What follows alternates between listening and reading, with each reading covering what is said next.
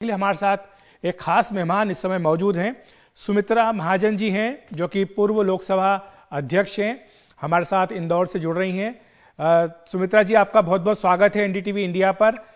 आपने वो कल तस्वीरें जो आई हैं देखी होंगी, नए संसद भवन की अंदर से पहली बार देखने को मिला था पूरे देश को जब पीएम मोदी वहां गए थे। आपकी पहली प्रतिक्रिया उन तस्वीरों को देखकर, जो उम्मीद आपकी थी, क्या नया संसद भवन बिल्कुल वैसा ही आकार ले रहा है? कल मैंने कुछ कुछ तस्वीरें जरूर देखी उसकी और वास्तव में अच्छा लगा, क्योंकि ये कई दिनों से ये मांग चल रही थी कि संसद भवन नया बनना चाहिए। उसके पीछे कई कारण थे, अगर आप मुझे समय दें। जी बिल्कुल। कि ये वास्तविकता है कि मेरे पूर्व के अध्यक्ष मीरा कुमार जी के समय भी यही चर्चा, यही प्रस्ताव हुआ था, लेकिन आगे नहीं बढ़ पाई थी बात। जब मैं अध्यक्ष बनी, क्योंकि लोकसभा अध्यक्ष के अंतर्गत ये सब बातें आती है, तो मुझे भी कई बार सदस्य ये करते थे कि बैठने की ढंग से जगह नहीं मिल पा रही है। हमें मालूम है परिसीमन होता है, सीटें बढ़ती जाती है, तो इतने अब करीब करीब 60-70 साल के बाद कई सारी सीटें बढ़ गई, संसद सदस्य भी बढ़ गए। और दूसरी एक बात, उसका जो जिस तरीके से पुरानी संसद हमारी बनी है बहुत अच्छी है, बहुत सुंदर, इसमें कोई से नहीं, मगर उसको करीब 100 साल पूरे हो गए। और वहां बैठने की आपने देखा होगा, जैसे जो बेंचेस थे, एक बेंच पे 9-9, 10-10 लोग हम बैठते थे। मैंने भी उसको अनुभव किया है कि अगर पीछे के लाइन में 9-10 लोग हम बैठते थे, बीच वाले को उठ करके जाना है तो बहुत तकलीफ होती थी। हमारे पास अगर हमें पर्स रखना है, पर्स रखने की जगह, या हाथ में जो कागज होते थे रखने की जगह नहीं मिलती थी। एक तो समस्या बैठने की थी।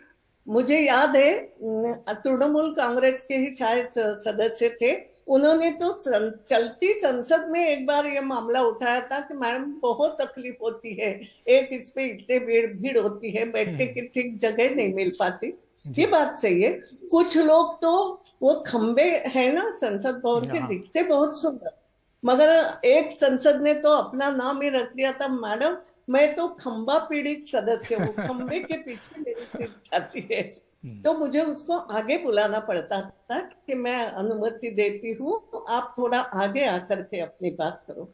तो ये बात सही है कि हमने भी इसके लिए प्रस्ताव तैयार कर लिए थे, हमने बैठकें भी करी थी, कई लोगों की मांग भी थी, ये आवश्यकता। और एक बात मैं बताना चाहूंगी, आवश्यकता क्यों थी।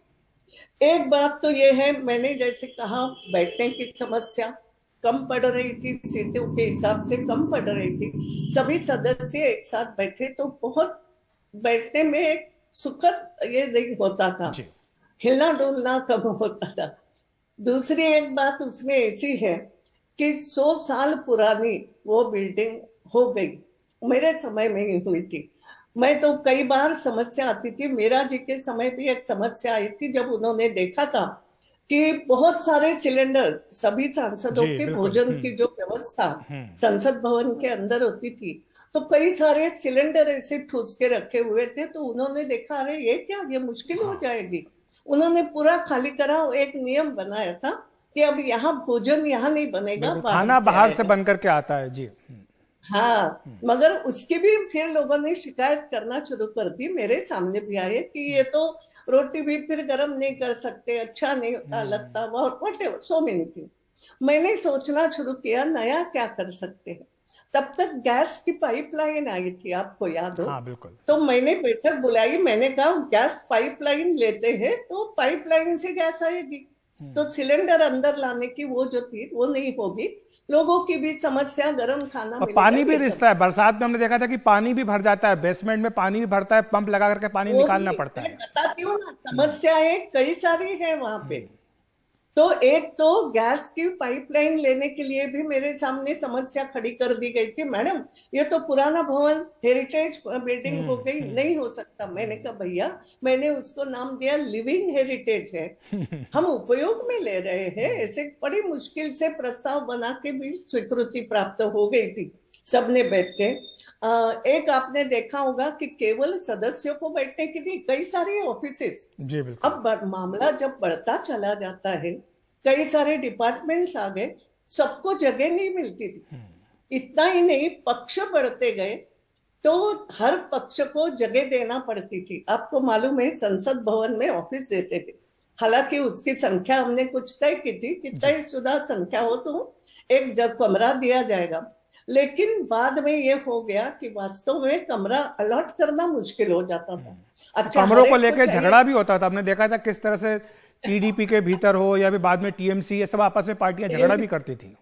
जी जी, वो तो भी चलता था, मगर हम प्रेम से सुलझाते थे।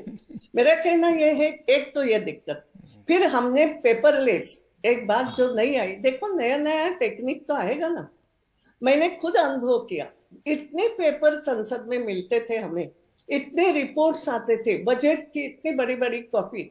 तो मैं भी जब संसद बन के गई थी तो मेरे लिए भी समस्या होती थी कि अब मैं इन कागजों को करूं क्या। मेरे रिपोर्ट्स, हर कमेटी के रिपोर्ट, मैं बताती हूँ, मैंने इंदौर में हमारी मध्य प्रदेश हिंदी साहित्य समिति वालों को, भारत हिंदी साहित्य समिति को रिक्वेस्ट की और उनको कहा मैं यहाँ एक समसामयिक अध्ययन केंद्र खोलना चाहूंगी। बहुत पेपर मुझे पार्लियामेंट में मिलते हैं, मैं उसको यहाँ वहां नहीं डाल सकती। कई सारी रिपोर्ट, कमेटियों की रिपोर्ट रहती है, स्टैंडिंग कमेटी की रिपोर्ट रहती है, दोनों सदनों की जो एकत्रित कमेटी उसकी रिपोर्ट। लेकिन ताई, इस पे अगर हम बिल्डिंग पर बात करें, जो नई बिल्डिंग बनी है, और आज जिस तरह से जयराम रमेश ने इस पर आपत्ति की और कहा कि ये एक पैसों की बर्बादी है, और ये जयराम रमेश जब यूपी की सरकार थी तो कहते थे कि नया संसद भवन बनना चाहिए। मैं इस राजनीति में नहीं पढ़ूंगी, मगर अपना भी घर में जब सदस्य बढ़ते हैं, नए नए बच्चे आते, तो हम भी अपने घर में कुछ ठीक नया करते हैं ना। कभी कभी तो घर भी हम नया बनाते हैं कि उस हिसाब से चाहिए। और यहाँ तो संसद में मैं बता रही थी, हमने पेपरलेस संसद जब बनानी शुरू कर दी, और किया भी, मेरे समय में हुआ था। लेकिन फिर एक समस्या आई कि अगर सदस्यों को मैं चाहूं कि लैपटॉप दे दूं तो सामने रखने की भी जगह नहीं है, बैठने की भी मुश्किल, तो लैपटॉप कहाँ से देंगे। तो पाम टॉप भी दूं तो सदस्य रखेंगे कहाँ उसको। वो मैं आपको रोक के तस्वीर दिखाना चाहता हूं। मैं चाहता हूं अंदर की तस्वीर आप दिखाएं, जिसमें कि पीएम मोदी वो जो डेस्क है उस पर जा रहे हैं, निरीक्षण कर रहे हैं, और सामने ही जो है वो लैपटॉप या जैसे कह सकते हैं कि आईपैड जैसा रखा है, और सदस्य उसी को देख सकते हो। तो काफी स्पेस इसमें ताई दिख रहा है, जो नई संसद भवन बनी है इसके भी। Very good, very good. और साथ साथ एक उसमें यह भी कोशिश की गई है कि जो देश भर की सांस्कृतिक धरोहर है, जैसे कि एक तस्वीर हमने कल देखी थी, जो मिथिला पेंटिंग्स हैं, उनको भी वहां पर एग्जीबिशन में लगाया गया है। इसके साथ ही जो पुराना संसद भवन है उसको भी कहा गया है कि उसको एक म्यूजियम के तौर पर इस्तेमाल किया जाएगा, उसका भी उपयोग भविष्य में जारी रहेगा। ये भी उसी समय तय हुआ था कि ये पुराना भवन, इसका उपयोग छोड़ेंगे नहीं, कई सारी मीटिंगों के लिए काम आएगा। और आप देखते हो पुराने भवन में भी धरोहर के रूप में चित्र लगे हुए हैं, पेंटिंग्स है, वेरी नाइस पेंटिंग। वहां कुछ लिखा हुआ है, हमारे वेदों के, उपनिषदों के श्लोक है। तो पुराना संसद भवन भी धरोहर के रूप में बनाया, तो नए में अगर धरोहर के रूप में कुछ चीजें बनती है तो उसमें बुरा क्या है। और चाहिए, हम आगे बढ़ रहे हैं। आजादी के 75वें साल में अगर नई संसद की बिल्डिंग हमें मिलती है, वहीं पे बनाए रहे हैं ना, कोई बहुत दूर तो है नहीं। बिल्कुल। तो उसी एक इलाके को कुछ अच्छा हम बनाते हैं, टेक्निकली साउंड करते हैं। अब हम टेक्नोलॉजी की बात करते हैं, टेक्नोलॉजी में आगे जा रहे हैं, तो वो सब सुविधाएं संसद सदस्यों को भी मिलना चाहिए। तो ऐसा अगर हम करते हैं, देखो पार्लियामेंट में कुछ भी होता हो, आप कहोगे लोग चर्चा ही नहीं करते, झगड़ा करते, मगर पार्लियामेंट इस देश की सबसे बड़ी संस्था है, जहां संपूर्ण देश की रीति नीति तय होती है, जहां चर्चा होती है, लोग जाते हैं, पूरे देश की बात करते हैं। हम कहते थे debate, discuss and then decide, ये वहां होना चाहिए। तो जो लोग वहां जाएंगे, जैसे हम कहते हैं पार्लियामेंट्री लाइब्रेरी बहुत सुंदर है, उसका उपयोग बिल्कुल होना चाहिए। एक आखिर में जाते जाते आपसे यह प्रश्न करना चाहूंगा कि 2026 में डिलिमिटेशन होना है, और आबादी के हिसाब से देखें तो लोकसभा की संख्या बढ़नी है सदस्यों की, 800 से भी ज्यादा हो सकती है। तो ऐसे में आपको लगता है कि ये फ्यूचर रेडी है जो नया पार्लियामेंट हमारा बन रहा है? बिल्कुल है, आवश्यक है। और जो आवश्यक चीजों पर देश में अगर खर्चा होता है तो हम उसको फालतू नहीं कह सकते हैं। वो आने वाली 30-40 साल की बात सोच करके हम कुछ बना रहे थे। और मेरा कहना है सभी पार्टियां इसमें सहमत होगी, अपने सुझाव दे सकते हैं हम। लेकिन कांग्रेस ने तो आपने देखा होगा ताई, उन्होंने तो जब वो भूमि पूजन हुआ था तो उस कार्यक्रम का भी बहिष्कार किया था। उनका ये कहना है कि ये फिजूल खर्ची है। मैं जब तक थी, मैं सबको बुला के हमने बैठकें करी है और मुझे याद है कि सब आते थे, सब इस बात से सहमत थे। अब आगे क्या हुआ मुझे नहीं मालूम, लेकिन एक बात है, अगर देश के लिए कुछ नई चीज बन रही है, जो आवश्यकता है, नई चीज यानी दिखावा नहीं है, जो आवश्यकता है, आवश्यकता के अनुसार अगर कुछ अच्छी चीज नई टेक्नोलॉजी के साथ बन रही है तो हमने उसका स्वागत ही करना चाहिए, ऐसा मेरा अपना मत है। बहुत बहुत धन्यवाद आपका सुमित्रा महाजन जी, पूर्व लोकसभा अध्यक्ष, हमारे साथ जुड़ने के लिए।